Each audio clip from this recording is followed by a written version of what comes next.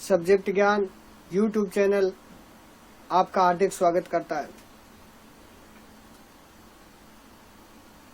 Subject ज्ञान YouTube channel को like, share, comment कीजिए और सब्सक्राइब करके बेल आइकन दबाइए।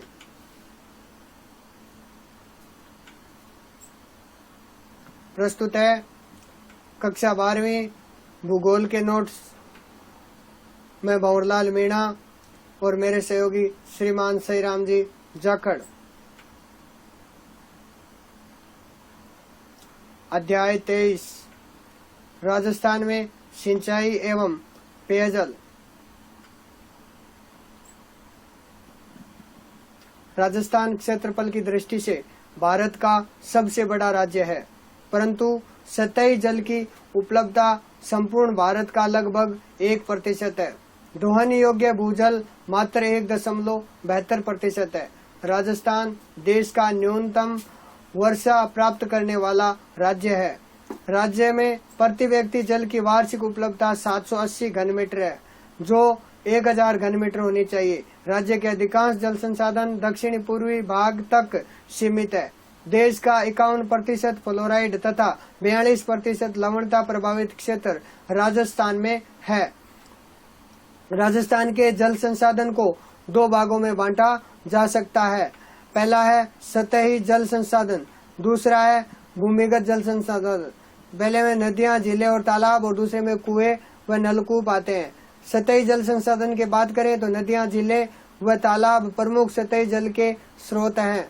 उसके बाद में नदियां देखे चंबल, बनास, लूनी, माही, बाणगंगा आदि राजस्थान के प्रमुख नदियां हैं। नदियों को जोड़ने का कानून बनाने वाला राजस्थान देश का पहला राज्य है। झीलें। राजस्थान में खारे पानी तथा मीठे पानी की झीलें पाई जाती है। मीठे पानी की झीलें पेयजल व सिंचाई हेतु जल प्रदान करती है, जबकि खारे पानी की झीलों से नमक बनाया जाता है। मीठे पानी की झीलों में जयसमंद, पिछोला, फतेह सागर, उदयपुर, राजसमंद झील, आना सागर झील व पुष्कर, अजमेर वाली और नक्की झील, माउंट आबू, सिरोही वाली आदि प्रमुख है। जबकि खारे पानी की झीलों में सांबर, डीडवाना, पंचभद्रा व लूणकरणसर प्रमुख है। इसके बाद में यदि देखें तो भूजल संसाधन की बात करें तो जल संसाधन के अंतर्गत कुएं व नलकूप प्रमुख है। इनके द्वारा कुल सिंचित क्षेत्र का लगभग 66% भाग सिंचित होता है। जल संरक्षण की बात करें तो जल संसाधनों का विवेकपूर्ण उपयोग जल संरक्षण कहलाता है। खड़ीन, कुंडी, कुई, नाड़ी, जोहड़ तथा तालाब राजस्थान में जल संग्रहण व संचयन की परंपरागत विधियां है। इसके माध्यम से जल संचयन किया जाता है। जल संग्रहण की निम्न विधियों को अपना करके जल को बचाया जा सकता है। पहली विधि है सिंचाई हेतु नवीन पद्धतियों जैसे ड्रिप सिंचाई, बूंद बूंद सिंचाई को अपनाना। उसके बाद में भूमिगत जल का विवेकपूर्ण उपयोग करना। उसके बाद में वर्षा जल का संचयन व रेन वाटर हार्वेस्टिंग विधि द्वारा जल संग्रहण करना। उसके बाद में अपशिष्ट जल का शोधन कर पुनः उपयोग करना। उसके बाद में छोटे तालाब, बांध व एनीकट का निर्माण करना। उसके बाद में राजस्थान पत्रिका का अमृतम जलम अभियान जल संरक्षण का एक सराहनीय प्रयास करना। ये सारे के सारे प्रयास किए जा सकते हैं। उसके बाद में सिंचाई की बात करें तो सिंचाई फसलों को कृत्रिम तरीके से जल प्रदान करने की क्रिया को सिंचाई कहते हैं। राजस्थान में कुल सिंचित क्षेत्र का सर्वाधिक भाग श्री गंगानगर एवं सबसे कम भाग राजसमंद जिले में है। राजस्थान में कुएं, नलकूप, नहरें, तालाब आदि सिंचाई के प्रमुख साधन है। कुएं व नलकूप। राज्य में सर्वाधिक सिंचाई में कुएं व नलकूपों द्वारा होती है।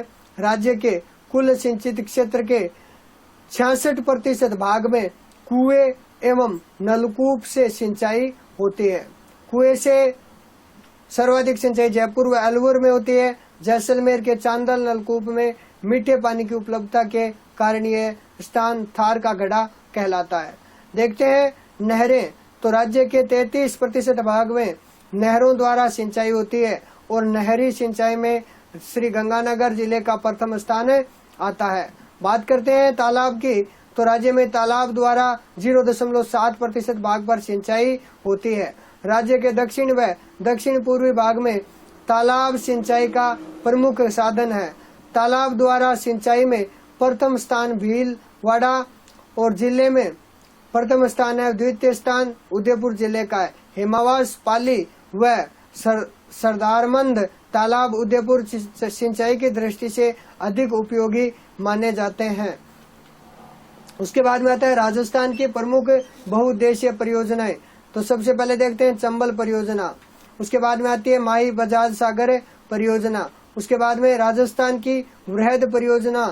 तो सबसे पहले देखते हैं इंदिरा गांधी नहर परियोजना, उसके बाद में आती है गंग नहर, उसके बाद में आती है जाखम परियोजना, उसके बाद में आती है सिद्धमुख नहर परियोजना, उसके बाद में बीसलपुर परियोजना, उसके बाद में आपकी नर्मदा नहर परियोजना, उसके बाद में ईश्वरदा परियोजना, उसके बाद में ये परियोजनाएं हैं। उसके बाद में राजस्थान की प्रमुख सिंचाई परियोजनाओं के बारे में देखते हैं। तो सबसे पहले इंदिरा गांधी नहर परियोजना, ये विश्व की सबसे बड़ी परियोजना है।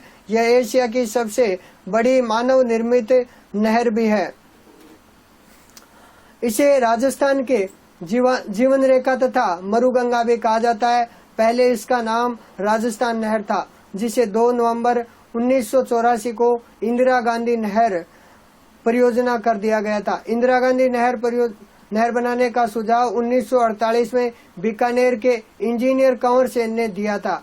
इस परियोजना का प्रमुख उद्देश्य राजस्थान के पश्चिमी भाग में सिंचाई, पेयजल, पशुपालन, मत्स्य पालन व अन्य उपयोग हेतु जल उपलब्ध कराया जाता है। इंदिरा गांधी नहर सतलुज और व्यास नदियों के संगम पर हरिके बैराज पंजाब से प्रारंभ होती है। इसका अंतिम छोर बाड़मेर के गडरा रोड तक स्थित है। इस नहर द्वारा पश्चिमी राजस्थान के 8 जिलों को जलापूर्ति होती है। नहर को मुख्य रूप से 2 भागों में बांटा जा सकता है। फीडर नहर जो हरिके बैराज से हनुमानगढ़ के मसीता वाली हेड तक 204 किलोमीटर लंबी है, वहां तक इसकी लंबाई है।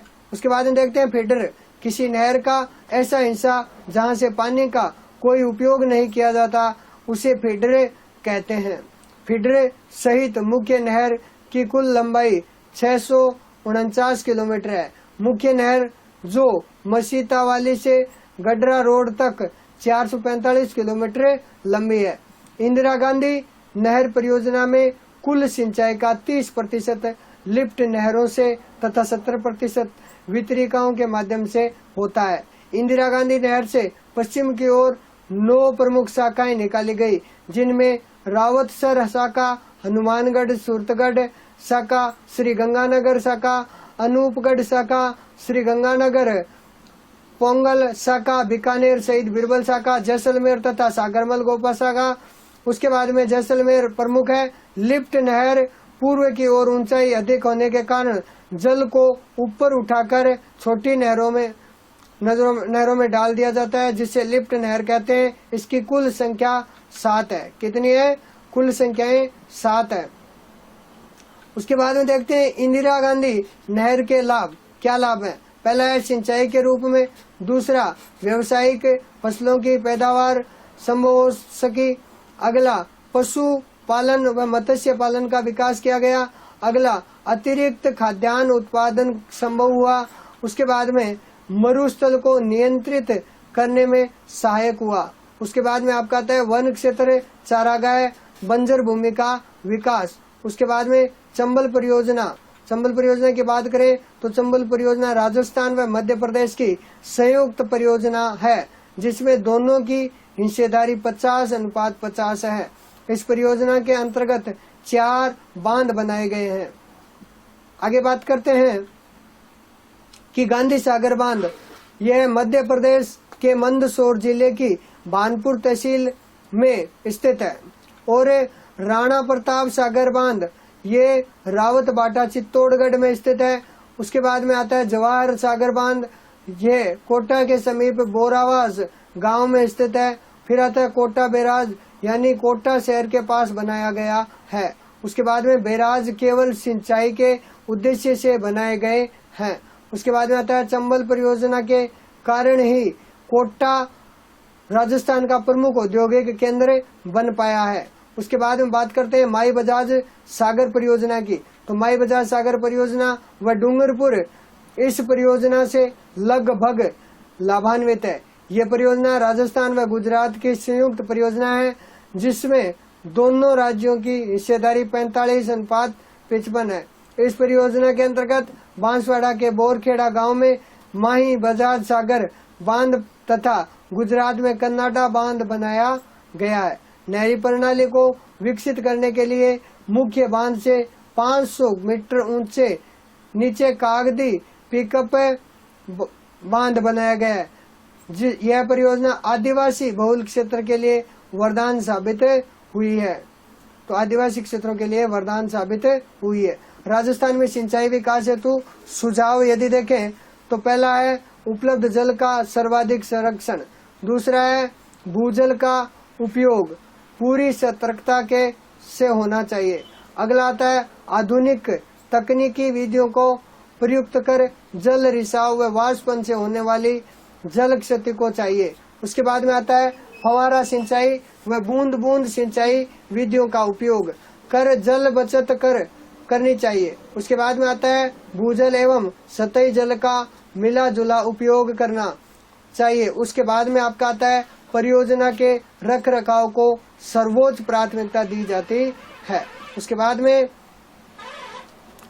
पेयजल की बात आती है। तो पेयजल के रूप में मानसून में वर्षा की अपर्याप्त व राज्य की जलवायु में विविधता के कारण देश राजस्थान का सर्वाधिक सूखा प्रदेश है। देश में राजस्थान है वो सर्वाधिक सूखा प्रदेश है। सूखा तथा अकाल व भूजल के फ्लोराइड व खारेपन की समस्या जल की जो किल्लत है को और अधिक गंभीर बना देते हैं। पेयजल की व्यवस्था राज्य की जन कल्याण योजनाओं का एक महत्वपूर्ण कार्यक्रम है। जनता जल योजना जन स्वास्थ्य अभियांत्रिकी विभाग की एक पर्याप्त पेयजल योजना है, जिसे एनजीओ ग्राम पंचायतों की सहायता से संचालित किया जा रहा है। वर्तमान में राज्य में बीकानेर व जैसलमेर को छोड़कर शेष 31 जिलों में 6514 जनता जल योजना संचालित है। ग्रामीण क्षेत्रों में पेयजल हेतु भारत सरकार द्वारा राष्ट्रीय ग्रामीण पेयजल कार्यक्रम के अंतर्गत अनुदान दिया जाता है। जर्मन सरकार के सहयोग से गंदेली सावा लिफ्ट नहर से अपनी योजना बनाई गई है। इससे हनुमानगढ़, चूरू, झुंझुनू व सीकर के गांव में जलापूर्ति हो रही है। राज्य के कुल 43,264 आबाद गांव, 77,869 डाणियां तथा 222 शहरों को विभिन्न योजनाओं के माध्यम से पेयजल आपूर्ति की जा रही है। उसके बाद में आते हैं सिंचाई पे। सिंचाई पेयजल व जल प्रबंधन के प्रयास किस रूप में रहे। पहला आता है जल मणिक कार्यक्रम। स्कूल के बच्चों को प्लांट लगाकर स्वच्छ व जीवाणु रहित पेयजल उपलब्ध कराना। उसके बाद में सिंचाई प्रबंधन पर शिक्षण संस्थान कोटा 1984, राजस्थान जल संसाधन निकाय नियामक प्राधिकरण 2013, मुख्यमंत्री जल स्वावलंबन अभियान। मुख्यमंत्री जल स्वावलंबन अभियान की शुरुआत है वो 27 जनवरी 2016 को की गई थी, जिसका प्रमुख उद्देश्य बारिश के पानी को सहेज कर यानी इकट्ठा कर गांव को जल आवश्यकता की दृष्टि से आत्मनिर्भर बनाना है। इस अभियान में 9 राजकीय विभागों, सामाजिक धार्मिक समूहों तथा आमजन की भागीदारी सुनिश्चित की गई है।